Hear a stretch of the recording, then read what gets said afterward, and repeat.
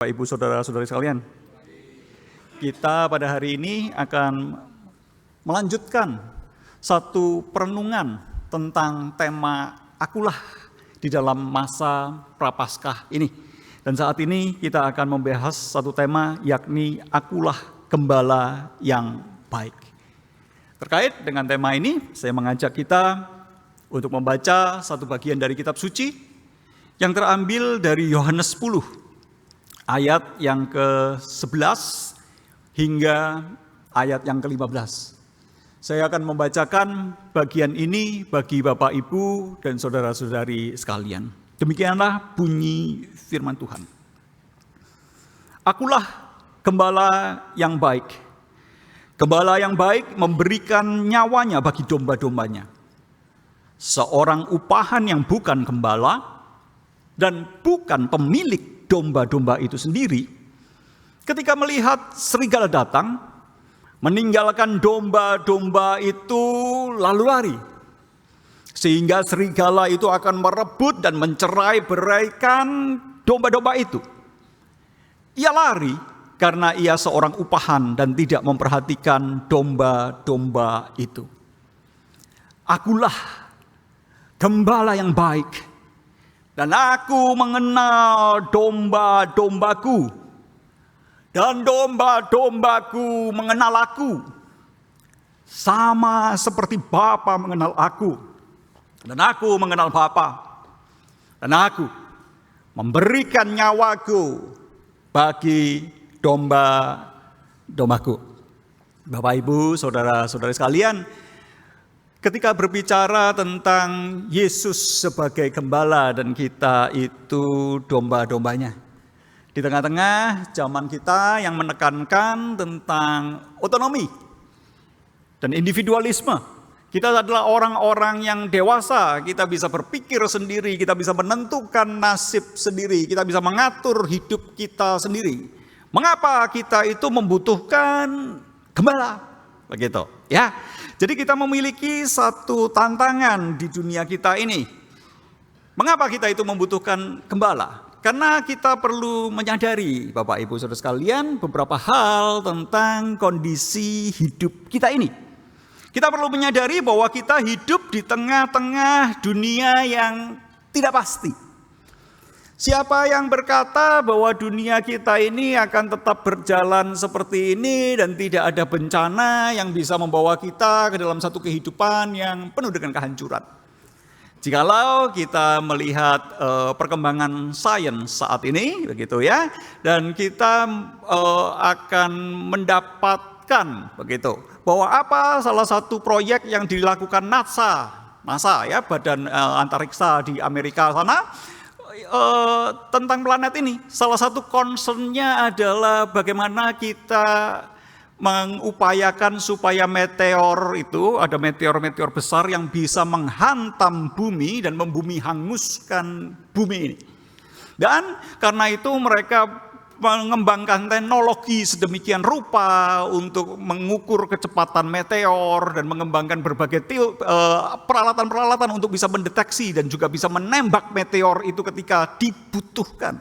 Kita bisa melihat bahwa ada begitu kepedulian akan kondisi dunia yang tidak pasti. Kondisi dunia yang tidak pasti juga karena kondisi dunia kita ini diliputi dengan berbagai-bagai krisis. Dan kita bisa menyadari bahwa krisis itu terjadi, krisis itu bergulir seperti misalnya ketika kita menghadapi pandemi COVID-19 yang lalu. Kita bisa melihat bahwa dengan adanya satu pandemi, maka kondisi dunia itu berubah, kondisi sejarah itu berubah. Hal ini juga sudah pernah terjadi di era-era sebelumnya. Sebagai salah satu contohnya di dalam abad yang ke-13 itu pernah terjadi yang namanya Black Death. Dan pandemi Black Death itu mempengaruhi seluruh proses sejarah, mengubah sejarah Eropa, mengubah sejarah dunia, bahkan termasuk sejarah kolonialisme dan sebagainya, sejarah perang dan sebagainya. Itu dipengaruhi oleh Black Death itu. Dan kita bisa melihat bahwa krisis kita ketika kita menghadapi pandemi COVID-19 yang lalu, kita masih bisa melihat gelombangnya hingga saat ini. Dan kita bisa melihat bahwa setelah COVID bangsa-bangsa itu mulai mengalami ketegangan. Kita bisa melihat adanya ketegangan antara Rusia dan Ukraina, diikuti dengan Israel dan Hamas, diikuti dengan satu bahaya yang sudah cukup lama, yakni perang dagang antara China dan Amerika. Dan juga kita lihat bahwa China juga sedang mengalami satu krisis masalah perbatasan dengan India. Dan kita bisa melihat bahwa krisis politik itu terus terjadi sebagai satu efek domino dari COVID-19, di mana mungkin sebagian di antara kita adalah pebisnis yang juga masih belum begitu bangkit dari kondisi COVID-19 yang ada. Dengan kondisi ketidakmenentuan dunia ini, maka kondisi perekonomian global itu merosot, jatuh ke bawah. Dan ketika kondisi perekonomian global itu merosot, jatuh ke bawah, kita baru saja mendengar kebijakan ekonomi Amerika Donald Trump yang menggoncangkan dan membuat kondisi perekonomian itu seakan-akan menjadi semakin labil. Kita ada di tengah-tengah kondisi yang tidak pasti. Ekosistem kita, alam kita sedang rusak. Perpolitikan kita sedang tidak stabil. Perekonomian kita sedang tidak stabil. Dan juga kita masih harus menghadapi berbagai-bagai hidup yang penuh dengan tekanan. Kita hidup di tengah era dunia media sosial, di mana terkadang kehidupan di dalam dunia medsos itu merupakan satu bentuk pencitraan diri kita yang sedemikian penting di dalam kehidupan kita.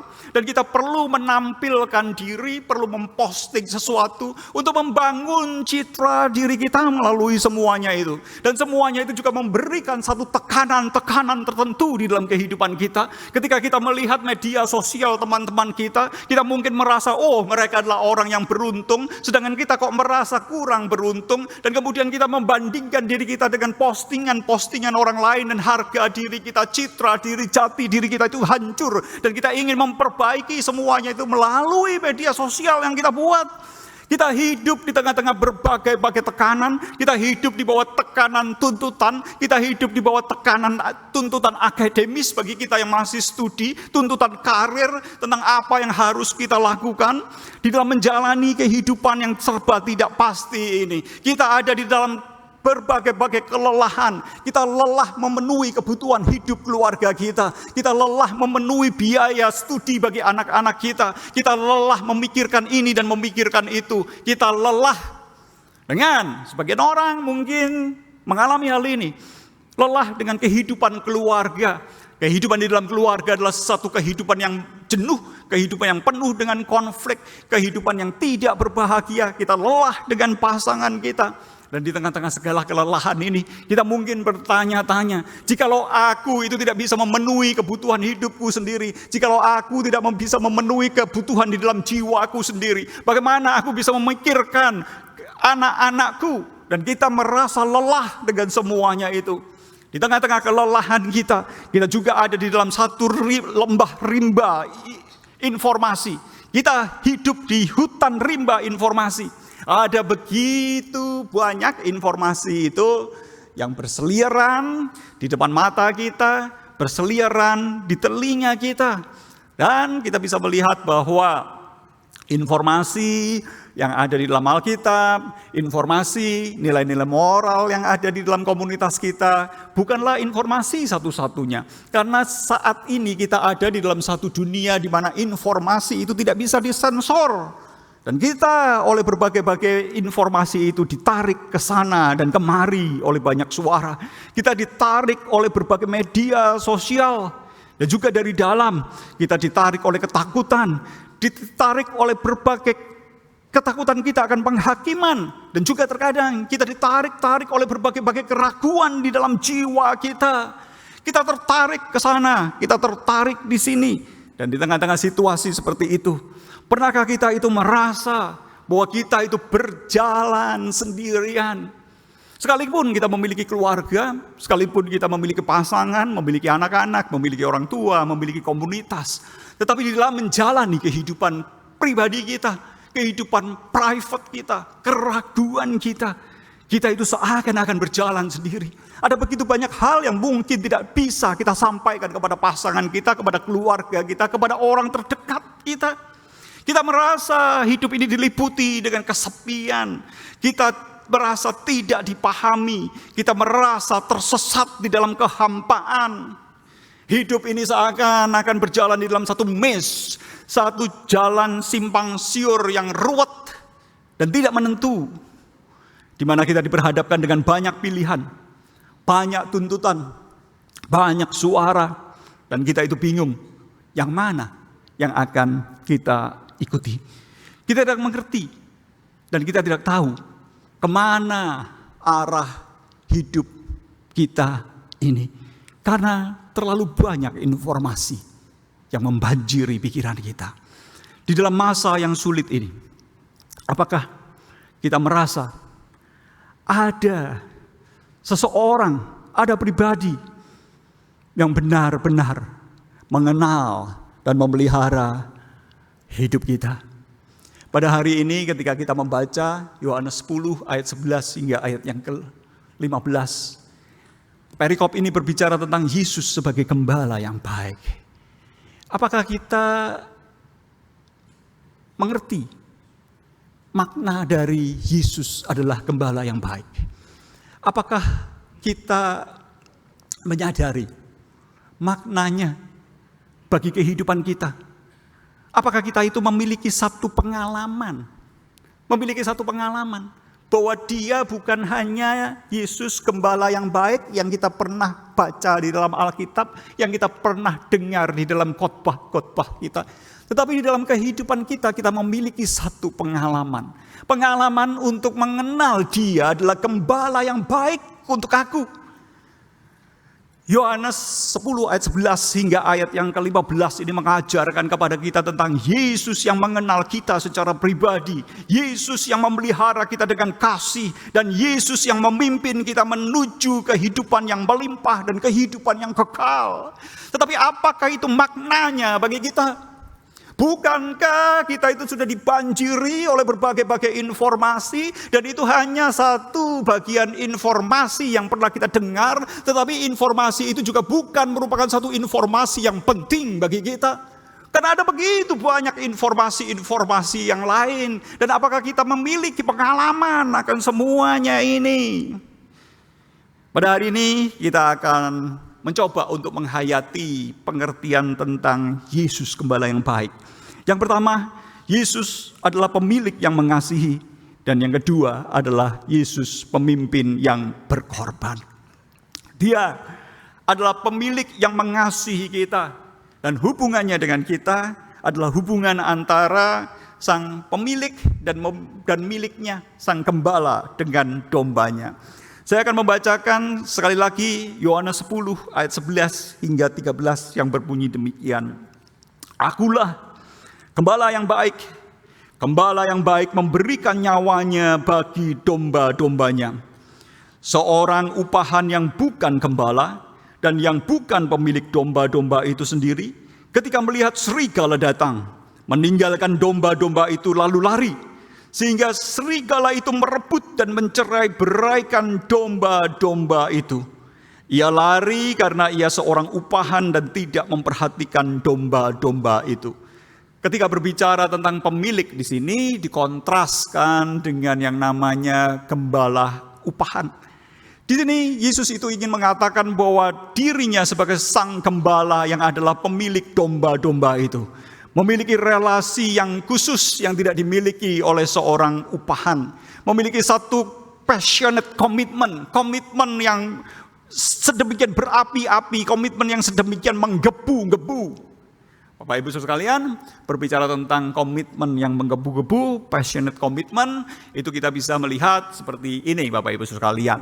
Di dalam hubungan rumah tangga, begitu ya, kita itu ketika menikah, kita mengambil keputusan untuk kita itu dimiliki dan kita memiliki. Ya, dan kita bisa melihat bahwa di dalam banyak kasus gitu pernikahan itu tidak selalu bahagia. Di dalam banyak kasus pasangan kita itu tidak selalu senantiasa menarik seperti pada waktu pertama, begitu kan ya. Dengan berlalunya waktu makin lama makin disadari bahwa ternyata tidak semenarik dari apa yang kita lihat pada waktu berpacaran atau pada waktu kita jatuh cinta, begitu ya. Bahkan ada pasangan-pasangan yang sudah sebel, capek, lelah dengan pasangannya, dan pasangannya makin lama itu bukan makin kinclong tapi makin kusut, makin lecek, begitu ya. Tetapi pasangan yang semakin membosankan, semakin lecek, semakin pucet, semakin gak karu-karuan bentuknya, itu pun begitu ya. Kalau diambil orang, kira-kira marah apa enggak gitu? Marah masih, kita itu masih sebel, masih jengkel, masih marah kalau pasangan yang seperti itu diambil orang. Mengapa? Karena kita memiliki satu passionate komitmen yang sedemikian kuat antara satu dengan yang lainnya.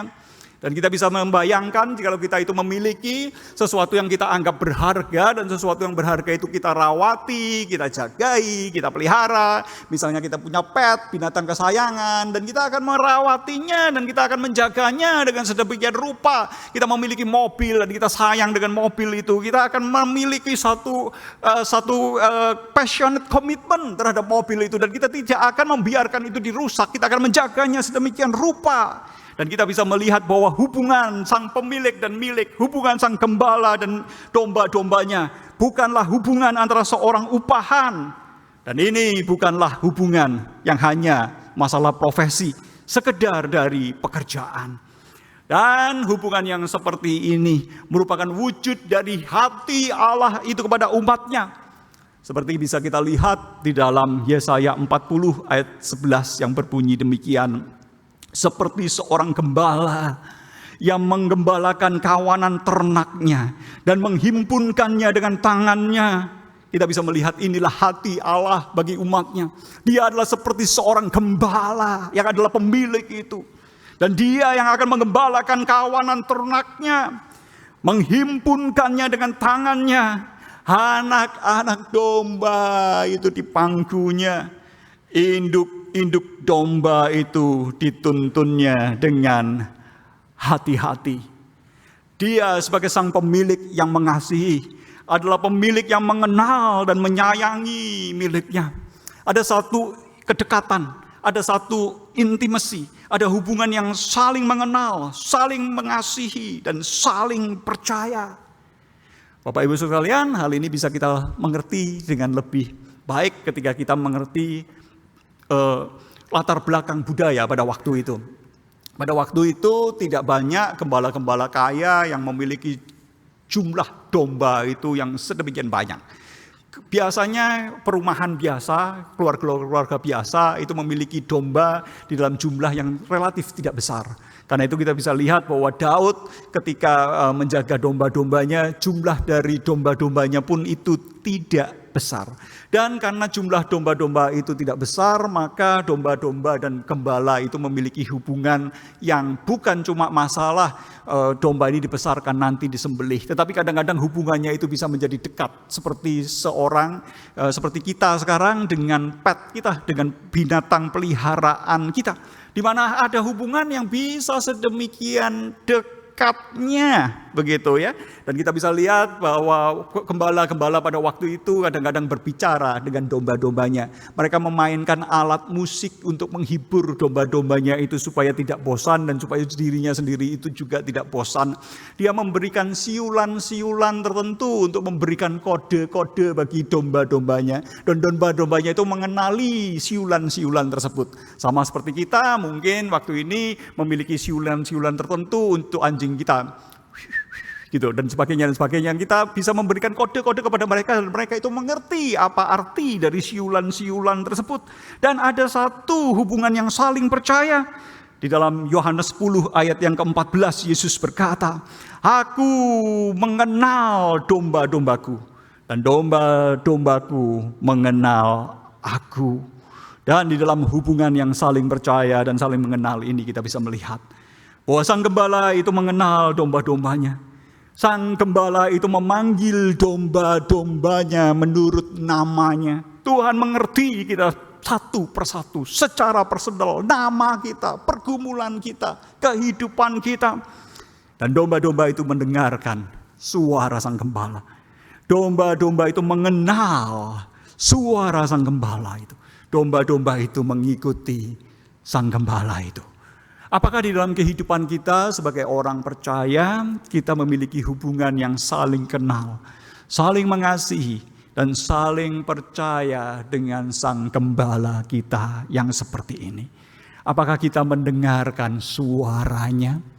Ataukah ada begitu banyak suara bising yang memenuhi hidup kita, sehingga kita tidak memiliki waktu untuk mendengarkan suara gembala kita?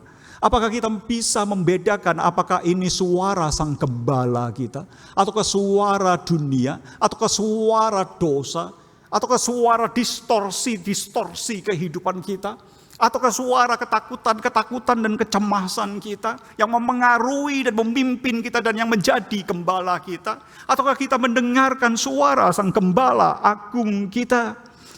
Kesadaran kita akan sang pemilik yang mengasihi kita merupakan satu kesadaran yang memulihkan dan memberikan satu kepastian identitas kita.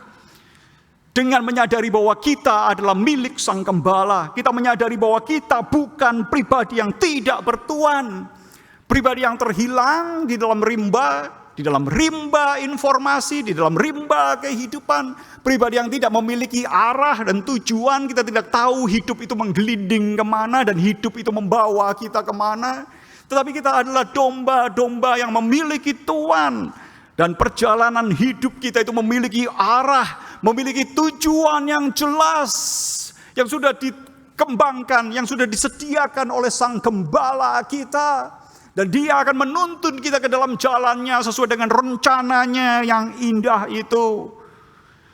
Sebagai satu kesadaran bahwa dia adalah sang pemilik yang mengasihi kita, akan menolong kita untuk menyadari bahwa kita dikenal dan dikasihi itu secara pribadi.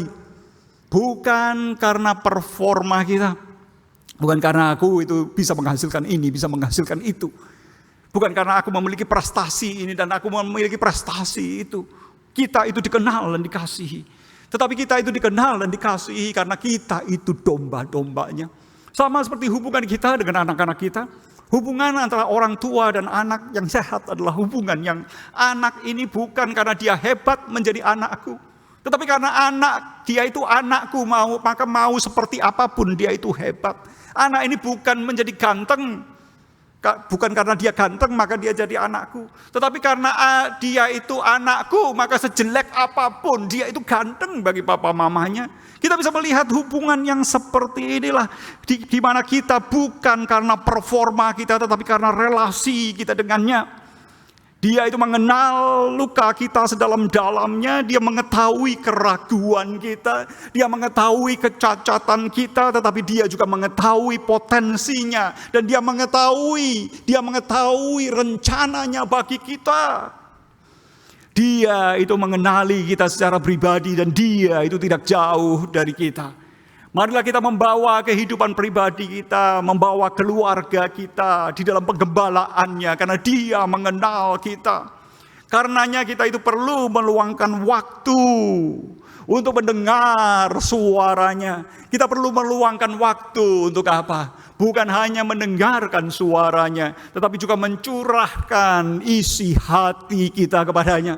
Karena dia adalah sang gembala yang mengerti hati kita. Dia peduli dengan hati kita. Bagian yang kedua ketika kita berbicara tentang Yesus adalah gembala yang baik. Yesus adalah pemimpin yang berkorban. Ketika berbicara tentang kepemimpinan, kita perlu menyadari bahwa saat ini kita hidup di tengah-tengah budaya otonomi dan individualisme. Di mana di dalam budaya yang seperti ini kita itu tidak ingin ada orang yang mengatur-ngatur diri kita. Kita itu ingin menjadi gembala bagi diri kita sendiri. Dan kita itu ingin menentukan nasib kita sendiri, kita itu sulit untuk tunduk dan sulit untuk percaya kepada otoritas. Bahkan kalau kita berbicara tentang filsafat dan sebagainya, kita bisa melihat ada bagian-bagian yang mengatakan bahwa manusia modern adalah manusia yang independen. Bahkan sistem nilai moralnya itu tidak perlu ditentukan dari luar. Tetapi dengan kesadaran pribadinya sendiri, seseorang individu itu bisa mengambil keputusan berdasarkan keputusan-keputusan etis yang merupakan pertimbangannya sendiri, yang tidak perlu diatur oleh pertimbangan-pertimbangan yang lain. Dan juga di dalam era yang seperti ini kita berhadapan dengan krisis kepemimpinan. Di tengah-tengah di era krisis kepemimpinan ini kita terkadang kecewa dan mempertanyakan kepemimpinan. Siapakah yang dapat kita percaya? Pemimpin-pemimpin politik yang dahulu kita puja-puja sebagai pahlawan, kemudian kita bisa suatu saat itu mengalami kekecewaan dan berkata, ternyata yang aku puja-puja dan aku pikir sebagai pahlawan ternyata penjahat.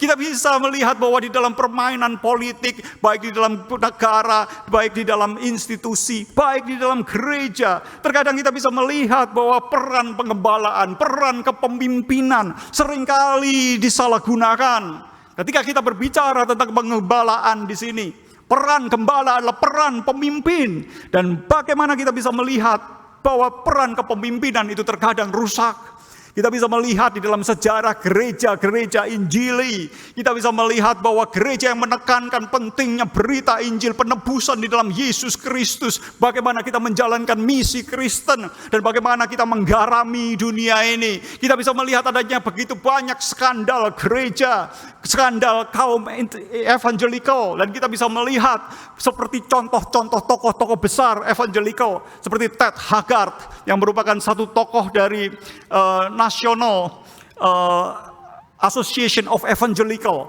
yang suatu saat itu melakukan satu demonstrasi besar-besaran anti-gay di Amerika. Tetapi ternyata secara diam-diam dia itu sudah menyewa pelacur gay selama 3 tahun untuk hubungan relasinya dengan pelacur gay itu. Dan itu ketahuan.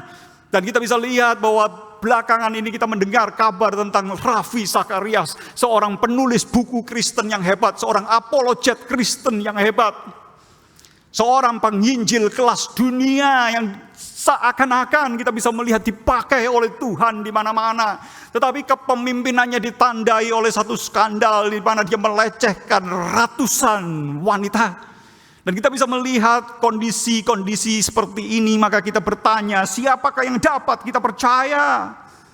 Namun sekalipun kita itu hidup di tengah budaya otonom dan individu, dan kita itu hidup di tengah-tengah krisis kepemimpinan, siapapun kita sebagai umat manusia, kita membutuhkan bimbingan yang sejati. Sama seperti seorang anak membutuhkan bimbingan dari orang tuanya. Berbicara tentang peran gembala, ketika kita kembali kepada Yohanes yang ke-10, kita melihat bahwa Yohanes yang ke-10 ini ada satu konteks historisnya. Konteks historisnya adalah hari raya penabisan Bait Allah. Kita bisa lihat di dalam ayat yang ke-22. Hari penabisan Bait Allah dikenal juga sebagai The Feast of Dedication, mendedikasikan kembali Bait Allah. Dan ini dikenal sebagai hari raya Hanukkah, di mana orang-orang Yahudi itu menyucikan kembali Bait Allah ketika Bait Allah itu telah disekularisasikan, Bait Allah itu telah dinajiskan, dan bahkan pada waktu itu kekaisaran Romawi itu menyembelih binatang-binatang yang haram di Bait Allah. Dan peringatan ini mengingatkan satu revolusi dan masa reformasi di dalam masa perang Makabe di bawah pemerintahan Yakobus Makabus. Dan ini dirayakan selama 8 hari. Dan di dalam 8 hari itu ada bacaan kitab suci yang mereka baca. Dan bacaan kitab suci itu adalah melawan gembala-gembala palsu. Kita akan melihat beberapa teks dari bacaan kitab suci itu. Yang pertama dari Yesaya 56 ayat 10 hingga ayat yang ke-11 yang berbunyi demikian. Sebab pengawal-pengawal umatku adalah orang-orang buta. Pengawal-pengawal, gembala-gembala, para pemimpin, para raja, para imam, para pemimpin agama. Sebab para pengawal-pengawal umatku adalah orang-orang buta. Mereka semua tidak tahu apa-apa. Mereka adalah anjing-anjing bisu yang tidak tahu menyala. Mereka berbaring, melamun, dan suka tidur saja.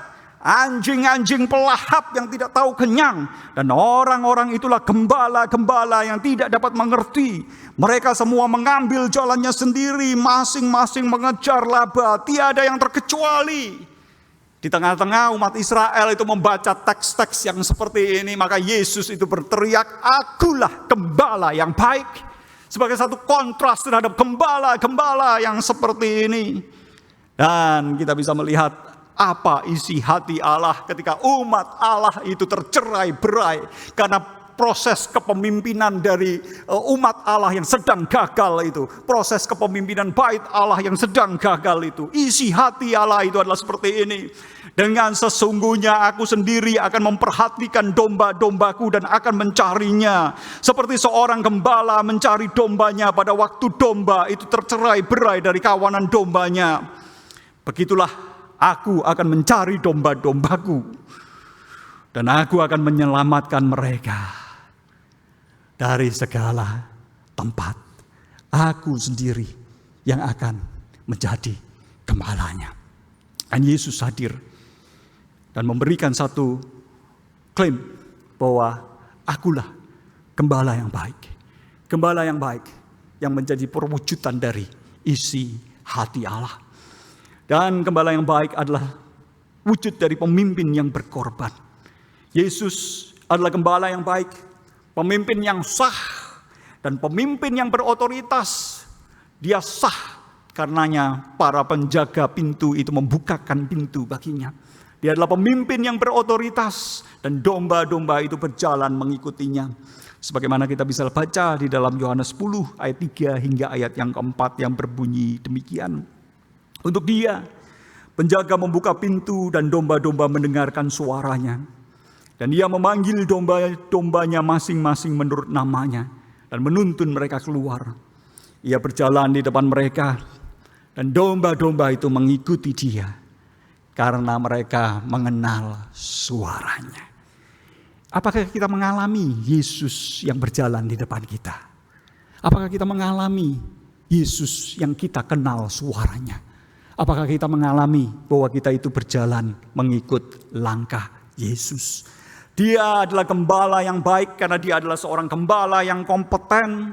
Gembala yang kompeten yang karena kasihnya dia melakukan dedikasi. Karena kasihnya kepada domba-dombanya yang memiliki satu keberanian. Keberanian untuk menghadapi binatang-binatang buas. Keberanian untuk menghadapi pencuri dan perampok. Keberanian untuk menghadapi berbagai bahaya. Cuaca dan sebagainya. Dia memiliki keberanian. Mengapa? Karena kasihnya kepada domba-dombanya. Karena kasihnya kepada domba-dombanya yang memiliki satu kewaspadaan.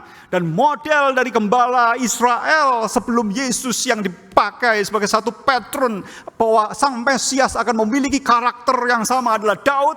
Daud yang berani mendedikasikan dirinya bagi domba-dombanya melawan binatang buas dan juga melawan Goliat orang Filistin yang seperti raksasa itu. Karena kasihnya kepada umatnya, kasihnya kepada domba-dombanya dan kepemimpinan yang berkorban seperti inilah.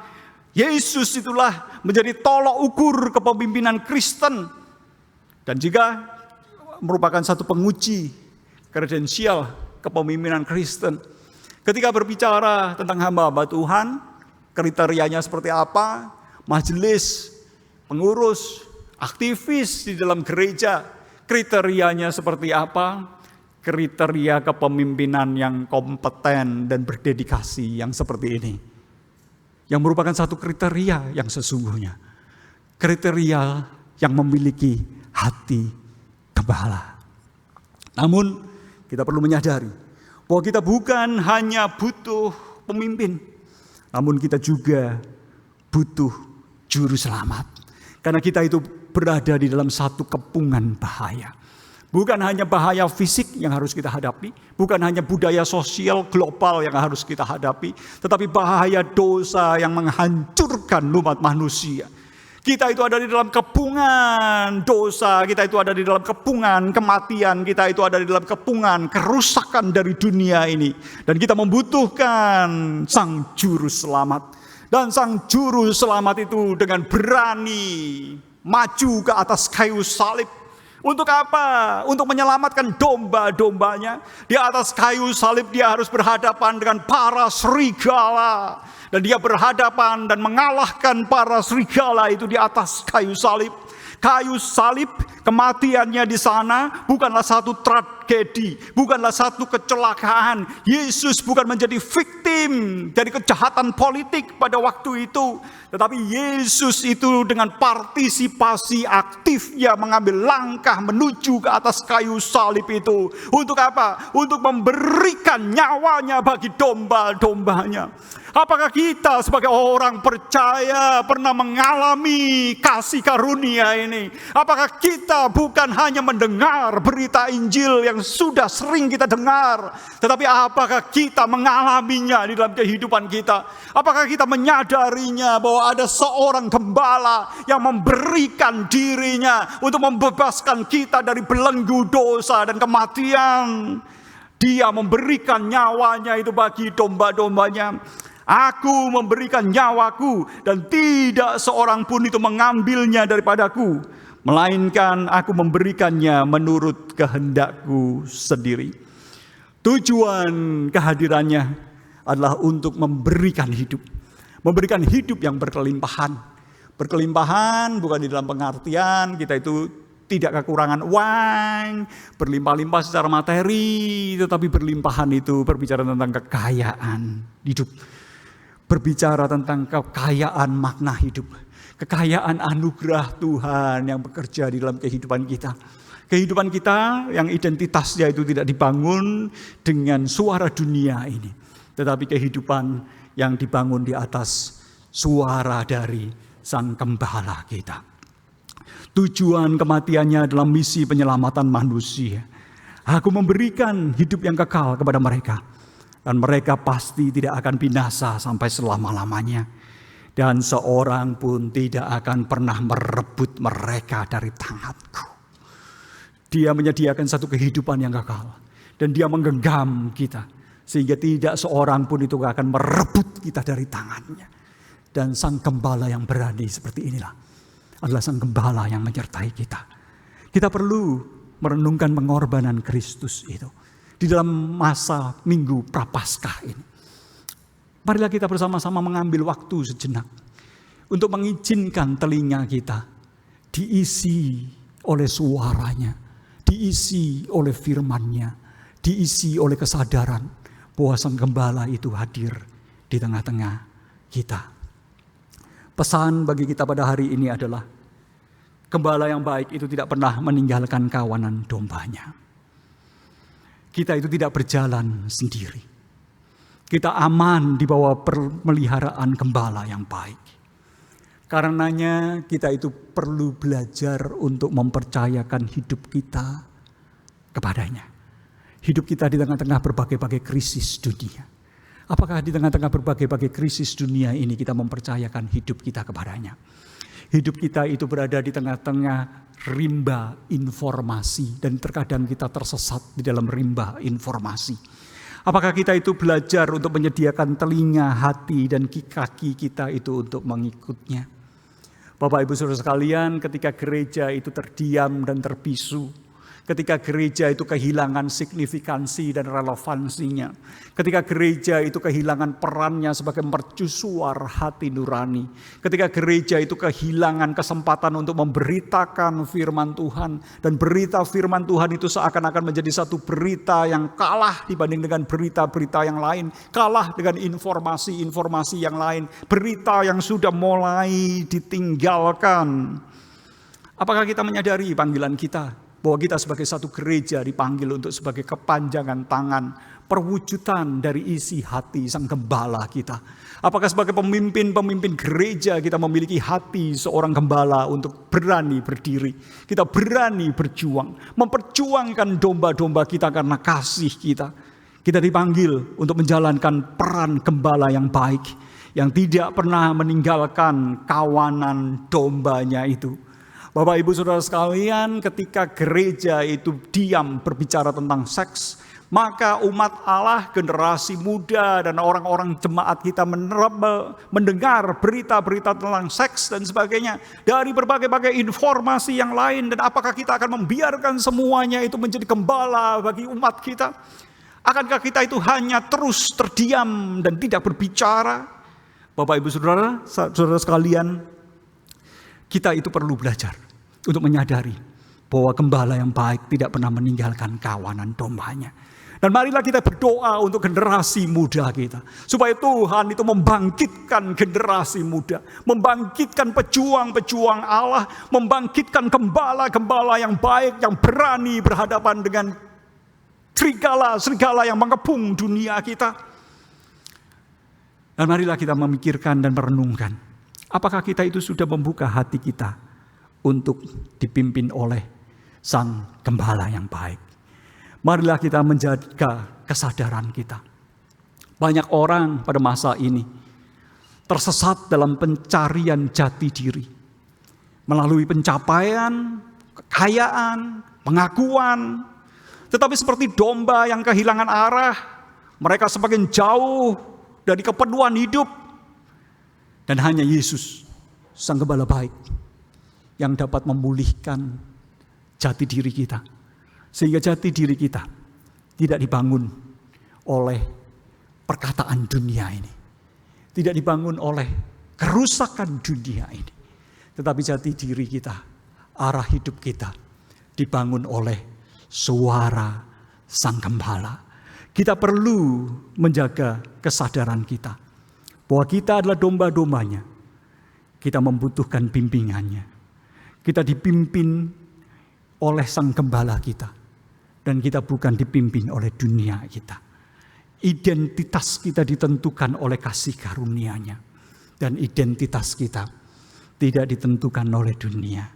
Identitas kita tidak ditentukan oleh performa kita di media sosial kita.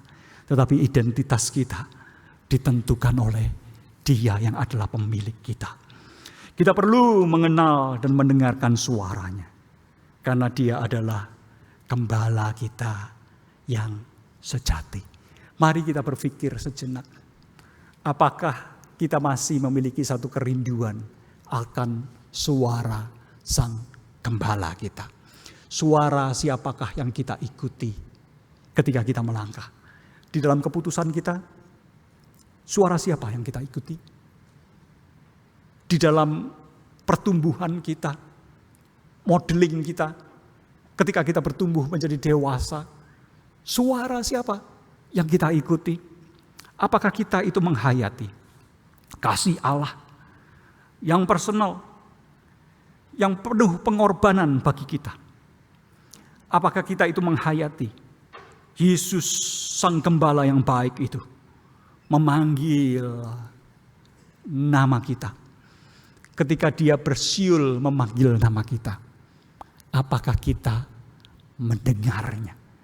Ataukah kita itu tenggelam di tengah-tengah berbagai suara dan kita tidak mempedulikan suara Gembala kita yang baik? Suara siapakah yang paling kita ikuti hari-hari ini? Suara apakah yang seringkali muncul di dalam diri kita? Apakah itu suara kecemasan? Suara ambisi hidup kita?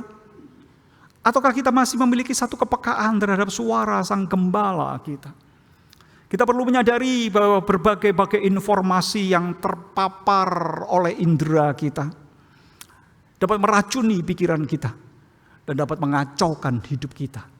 Apakah kita memiliki satu kepekaan untuk membedakan antara suara gembala yang sejati ataukah suara serigala yang menyamar sebagai gembala?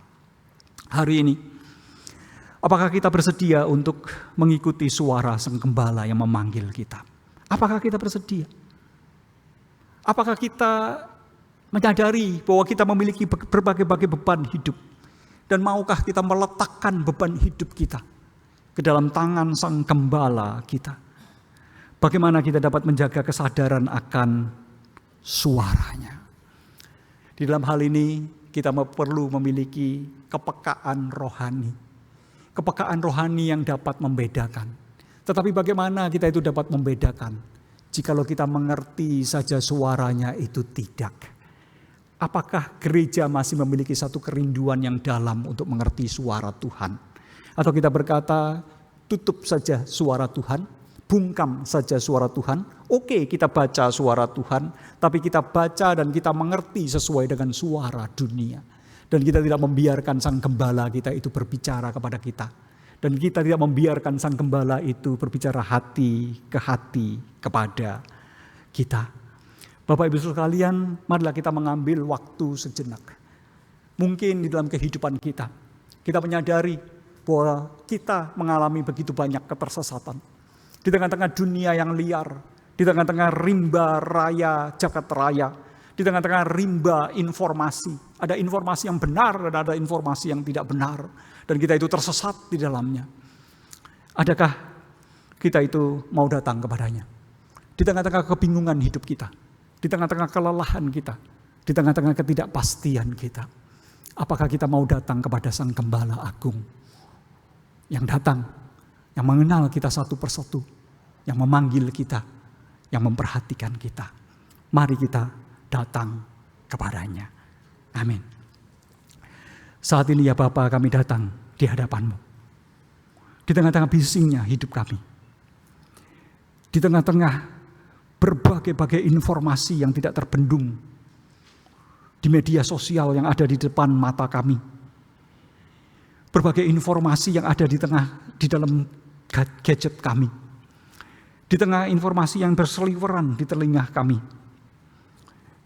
Tolonglah kami untuk boleh memiliki kepekaan akan suara Sang Gembala. Seorang gembala yang peduli kepada kami. Dan tolonglah kami sebagai gereja untuk mempedulikan domba-domba Allah. Karena kami adalah kepanjangan tangan, wujud dari karya Allah untuk mengembalakan domba-domba Allah yang ada.